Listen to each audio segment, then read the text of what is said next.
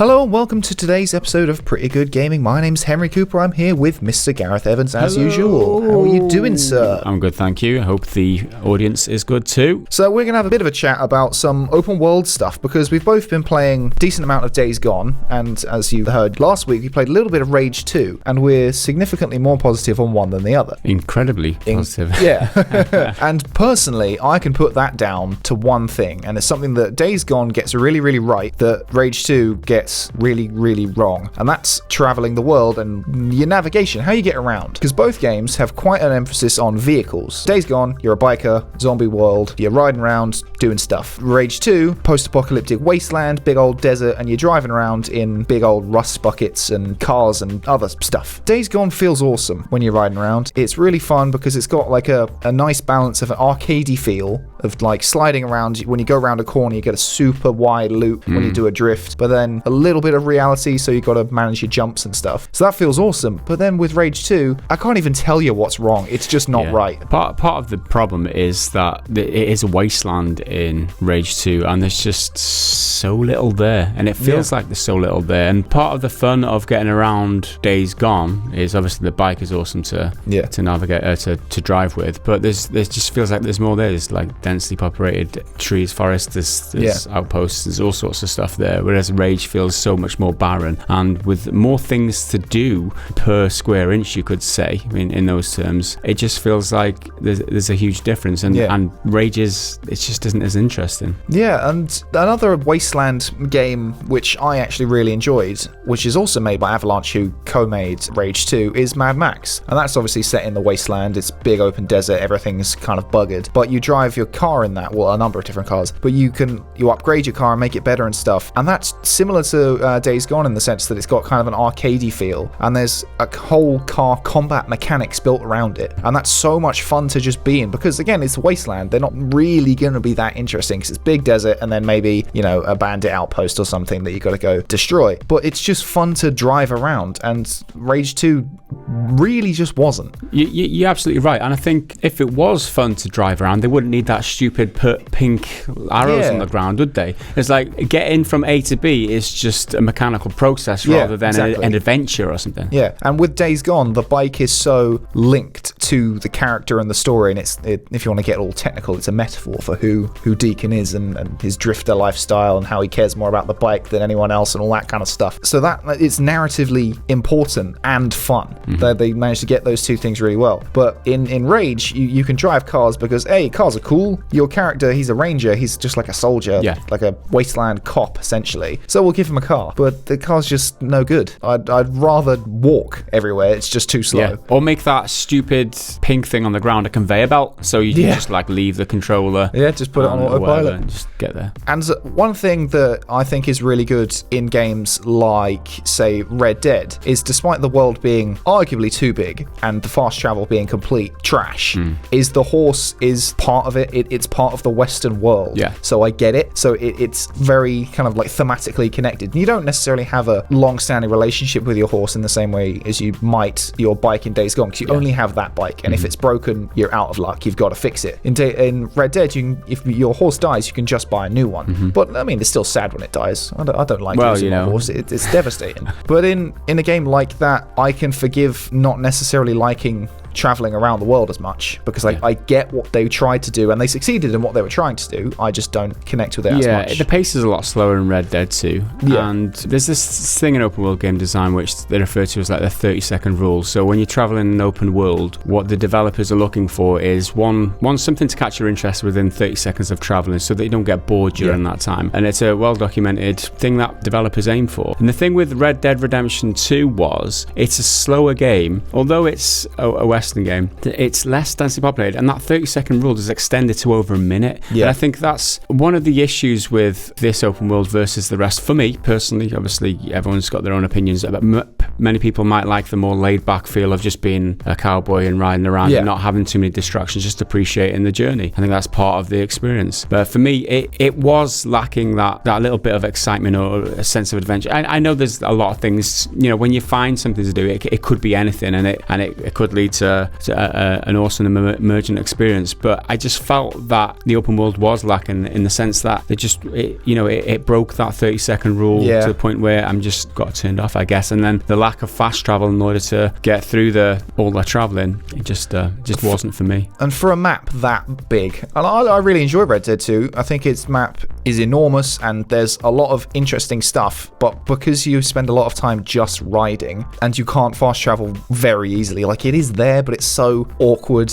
You can fast travel from the camp once you unlock it, right? But you can't fast travel into the camp. Yeah, or you can get a stagecoach, but that only takes you to the cities and towns and stuff. Yeah. I think Days Gone's fast travel system is awesome because a lot of people kind of complain about the fuel management stuff, but I actually really like it, and especially once you get a better fuel tank, because at the beginning, your bike and your guns and all your items and stuff, they suck, and it makes the beginning a bit like, oh god, the shooting's terrible. But as soon as you get some better stuff, it's like, okay, all right, I'm enjoying this so much more. The bike's so much more fun. Because the way their fast travel works is you can only do it from the bike. You have to be nearby it or on it, and then you can travel to any of the camps you've already been to or like liberated or whatever. So that means you can fast travel more or less from anywhere, as long as you got your bike with you, and provided you've got enough fuel, you can go to any of the outposts. Yeah. And then from those outposts, you can then ride manually to where you need to go. Yeah. So you've still got the feel of being out in the world and getting that open world experience of traveling and seeing all, like, when you go over the hill and there's a sunrise, there's a big mountain, it looks really pretty. You still get all that, but you cut out the fluff of just getting from A to B, and you don't really want to do that bit. You just want to do the fun bit. Yeah, you can't fast travel directly to your destination. You can, if you're out on a mission, for example, so you can fast travel to the outpost which is closest to it, and then travel from there on the bike, which again, so it's the best of both worlds, really. Yeah, exactly. So they don't compromise any of the idea like, oh, you're not going to get to explore the world because you'll just go bing, bing, bing, bing, fast traveling everywhere. Yeah. It's like, well, no, we'll take you part of the way, and then you make the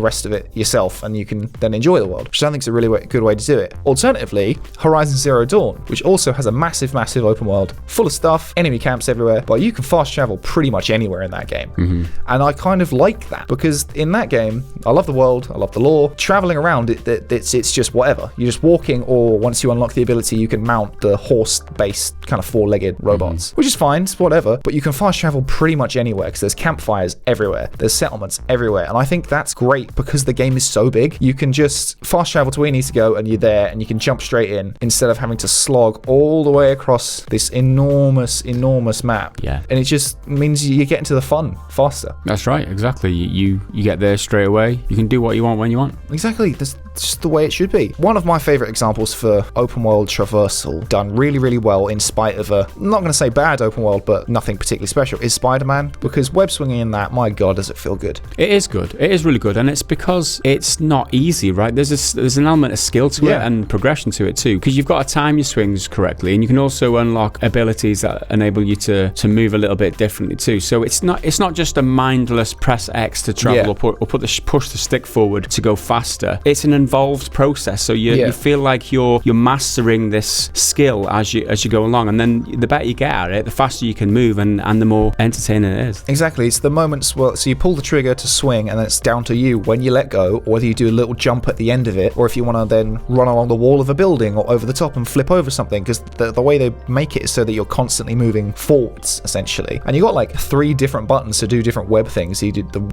swing button, there's the zip button, then there's the dodge button. You can use them all differently. Once you get good, you can really move through the world. And that world it's New York. We've been to New York before. It's an open world with collectibles everywhere and towers to climb where you press a button and then it scans the area and it reveals part of the map. We've done all that before. But what makes it so fun is the swinging. And they got that so fundamentally right. And just like with Days Gone, it's Spider-Man. Yeah. He has to be able to swing. It's so unique. It is. I don't know a game that has done it as good as Spider-Man. I think as far as traversal in an open world goes, the sheer fun factor. I'd swing around New York City in Spider-Man all day. Yeah, it's so fun. And just not do anything. Who cares about fast traveling if it's fun to get there, right? I never fast travel in Spider-Man. Although that being said, their version of fast travel, even that's interesting because you go on the subway and there's a little animation of him there playing on his phone or whatever. One that is kind of an anomaly with all this, I think, is the Just Cause series, because I've played 1, 2, and 3. I played a tiny bit of 1, but I played lots of 2 and lots of 3. I haven't played the new one. Flying around on your wingsuit and your parachute, that's so fun. that's awesome. But the worlds are so empty and there's nothing going on because they're so massive. They're all about making a really, really big world. And the vehicles suck. And it's kind of like that with Rage 2, except you don't have that extra thing of the parachute and the wingsuit. And it really holds it back. Like if you had an extra thing, like something else as your,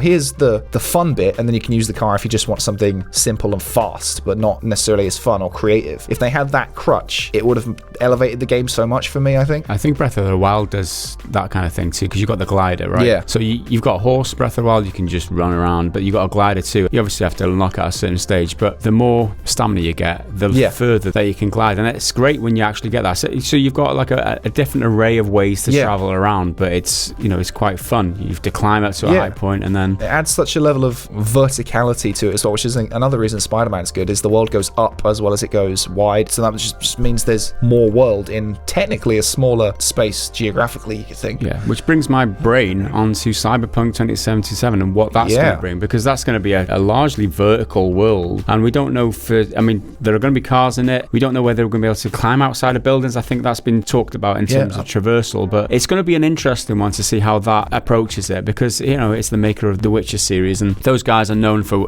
abiding by the 30-second rule of open world design. So how are they going to manage that and not have to travel in lifts all day to get to the top of the skyscrapers? Yeah, exactly. And we saw in the 40-minute gameplay thing that there was a car, but we don't know if that's just the one car you can drive. Yeah. Because I think they suggest, there's multiple cars, but is that one your one? Yeah. Because it's not actually owned by your character. It's the bloke who's with you. I can't remember his name. It's like Jesse or something. Well, the interesting thing was they said, you can't fly the cars, right? You can't fly the cars. You can drive the cars, but you can't fly the cars. You can travel in a car and fly in a car, but you won't be driving. Yeah. So that's interesting. It's a shame, but it would be lovely to do that. Yeah, it would be cool. But we've got a faith in CDPR. And I think we're already getting so much from that game. Like a flying car, I'm like, all right, well, if that has to go, I guess I'll take it. Maybe Cyberpunk 2078. Yeah, maybe. So some examples of bad ones, and I think bad is quite harsh when it comes to open worlds, because they're not necessarily going for a certain thing or they're doing something different, but it's generally the Ubisoft ones. And like Assassin's Creed's, and I've not personally played it, but Watch Dogs is often thrown into the same bag, or Far Cry, which I have played a bit of. And Far Cry, they changed it up a bit, because I think in one of them you can get a wingsuit. That's kind of cool, but you don't really use it enough from what I played. And there are vehicles where, again, they're fine. They'll do the job, but they're not fun. And when it comes to Assassin's Creed, their worlds are huge and very, very detailed, like historically. And the parkour is cool, but because it's not grown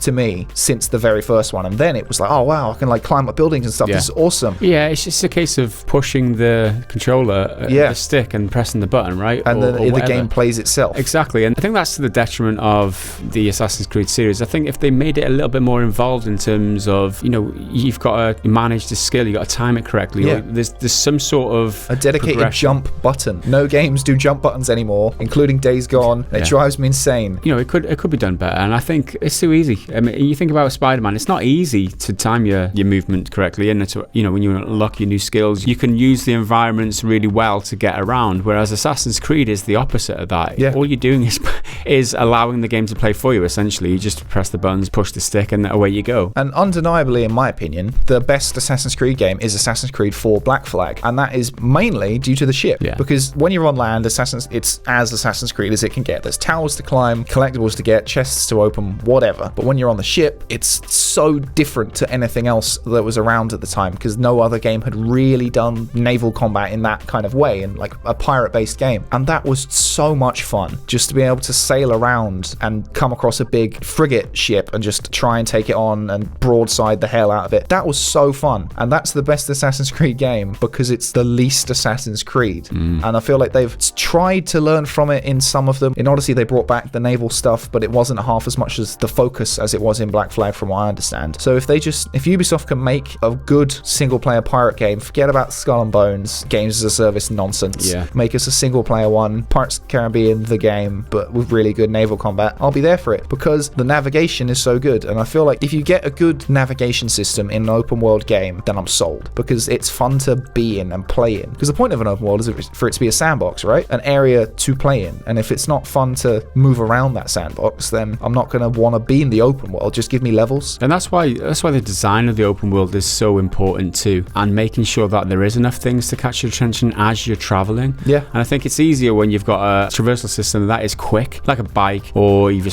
a web slinging, or in theory as well, a car or a vehicle, although it doesn't pan out for Rage. You know, if you're moving slowly, if you've only got on foot, then you have to work extra hard to make that world more interesting to keep the player's attention. One of the most fun games to get around is GTA 5 for me. There's just so much there. Your planes, you've got your helicopters, you've got your fast bikes, you've got your cars, and all manner of different and they're all models. Fun. They all feel good. It's so good. And just that world itself. I mean, walking around on foot is probably really fun in GTA 5. Just because that world itself is just so rich and full of things and characters. With a game like Just Cause, with the cool wingsuit and parachute but bad driving, GTA doesn't need the wingsuit and stuff because the driving in everything feels good, because you got the supercars, the sports cars, which feel really good. They move super fast. Their driving is a bit more realistic than, say, Days Gone is. So if you make a mistake, you're probably going to wreck yourself. But that adds to it in that game, because that game tries to be very realistic in a lot of different ways. And like you said, you got all the planes, got all the bikes, like fighter jets and shit. It's just awesome. If you're going to do open worlds with loads of vehicles, just ask Rockstar. Just go over like, yo, give us a tip. Yeah, pre-Red Dead 2, right? Yeah, maybe not, because, oh, here you go, 70 hours. What they got so right in GTA 5, they got so wrong in Red Dead 2. But yeah, but so that's the thing where it kind of falls down to, is they're two very different games. Yeah, that's true. Because GTA is all bombast and fun. Here's some crazy nonsense, and Red Dead's like, we're going to give you a slow, drawn-out experience, and we're very self-indulgent. Like, oh, here we're going to have a musical sting here when you come over this hill, and it's going to make you feel, oh, this, I feel cool. I feel like a cowboy. Days Gone's a bit like that as well. Like, the music kind of comes in when you're riding around, but riding your bike's way more fun. I feel more into it in that moment. So that's just some of our thoughts on some open world games and how you can navigate and get around. Rage 2, it's a shame that the driving really holds it back, especially when Days Gone did it so well just a few weeks before. For two games which arguably have very bland open worlds, but the one thing they do differently is their vehicles, because Days Gone vehicle, awesome, super fun, riding around, great mechanics. Rage 2, just what are you doing? So if you like the content we've been making and want to help us make it, go on over to patreon.com/prettygoodgaming. You'll get early access to our podcast as well as our Discord channel, and it genuinely really does help us out a whole bunch. So please consider donating as little as $1 whole. If you like what you're seeing, maybe subscribe, hit the bell to stay notified when we go live next. Drop us a like. That apparently helps in the algorithms, because you know how YouTube can be. I've been Henry. He's been Gaz. I've been Gaz. You took my words. We've messed that one out. Last week we did it so effortlessly. Right, well, we're going to leave now. Bye for now. See you later. Bye.